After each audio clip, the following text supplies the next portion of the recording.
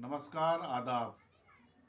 The राजनीति में हम बात करेंगे चुनावी राजनीति की और चुनावी बिसात की, क्योंकि जनरल इलेक्शन के नोटिफिकेशन में अब महीना भर का वक्त बचा है और चुनावी बिसात बिछती जा रही है।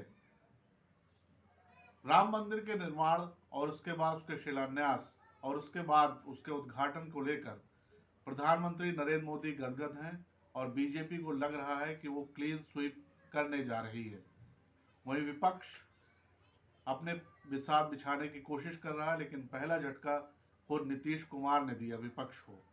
नीतीश कुमार ने खुद अपने आप को इंडिया अलायंस से अलग करके एनडीए में शामिल हो गए हैं और जाहिर सी बात है कि इससे जो विपक्ष की पूरी बिसात थी उसमें कहीं ना कहीं डेंट लगा है। और उसके बाद अब जयंत चौधरी जो राष्ट्रीय लोकदल के अध्यक्ष हैं वो भी बीजेपी के करीब जाते हुए दिख रहे हैं और जल्दी ही बीजेपी के साथ अपने गठबंधन का ऐलान करेंगे।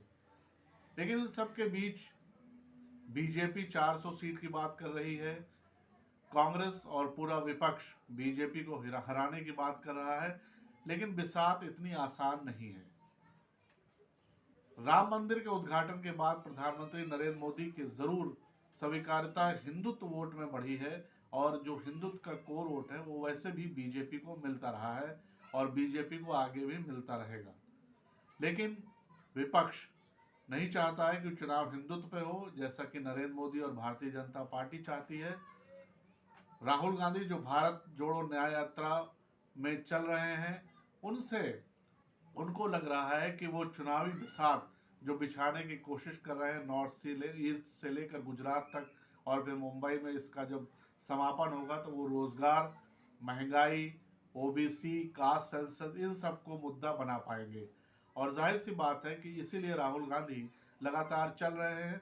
भारत जोड़ो यात्रा में जो सफलता उनको मिली थी, उनके जो जिस तरह से उनका कद बढ़ा था, उसको कहीं ना कहीं जो 3 राज्यों के चुनाव में कांग्रेस की हार हुई उससे डंट लगा है।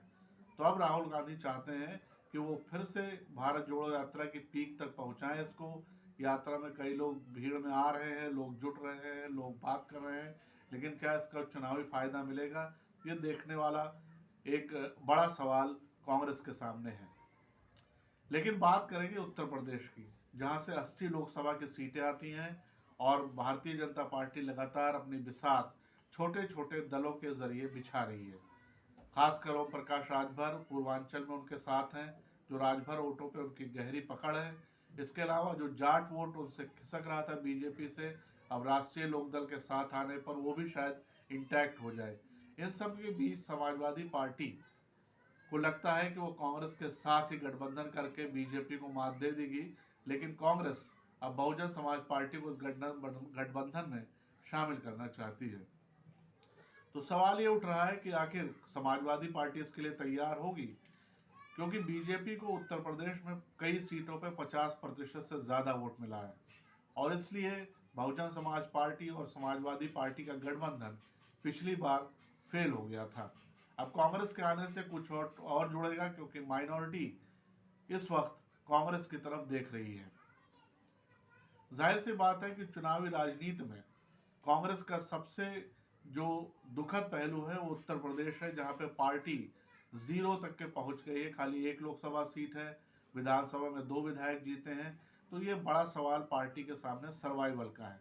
उत्तर के राज्यों में अगर आप बात करें, बीजेपी ने दिल्ली में कांग्रेस का सफाया कर रखा, राजस्थान में एक भी सीट नहीं है। 2019 के आंकड़ों की बात करें, मध्य प्रदेश में सिर्फ नकुल नाथ जीते हैं। इसके अलावा छत्तीसगढ़ में हाल बुरा है।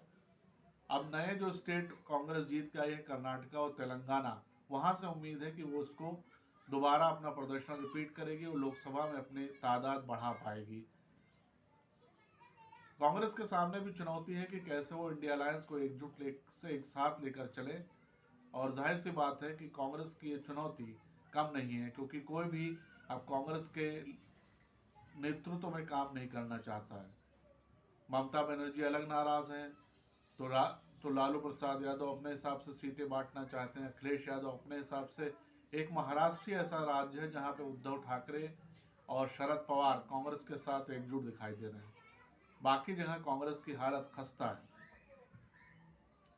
अब सवाल ये भी उठ रहा है पार्टी के भीतर कि राहुल गांधी को न्याय यात्रा की जगह दिल्ली में रहना चाहिए और खुद जो पोटेंशियल अलाइज थे उनसे बात करना चाहिए, जिस तरह सोनिया गांधी ने 2004 के चुनाव से पहले किया था।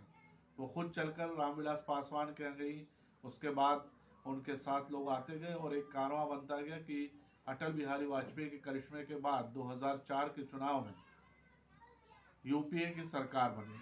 लेकिन अब ऐसी ना उम्मीद दिख रही है, न कि कांग्रेस के साथ लोग एक साथ आएंगे। ममता बनर्जी अलग नाराज हैं और जो छोटे छोटे घटक दल हैं वो अपने हिसाब से पूरे राजनीति को अपने हिसाब से अपने स्टेट में चलाना चाहते हैं और कांग्रेस के नेतृत्व में नहीं आना चाहते। ये बात कांग्रेस बखूबी समझ रही है, इसलिए वो छोटे दलों को ज़्यादा प्रेफर करे को अपने हिसाब से अपने स्टेट में काम करें।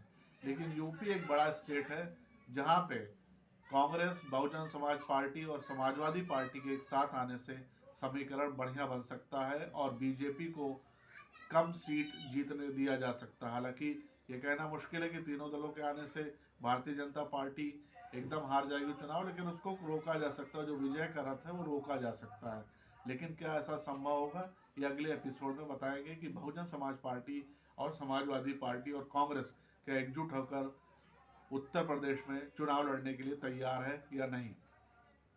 तब तक के लिए नमस्कार। आप अपना फीडबैक ज़रूर दें।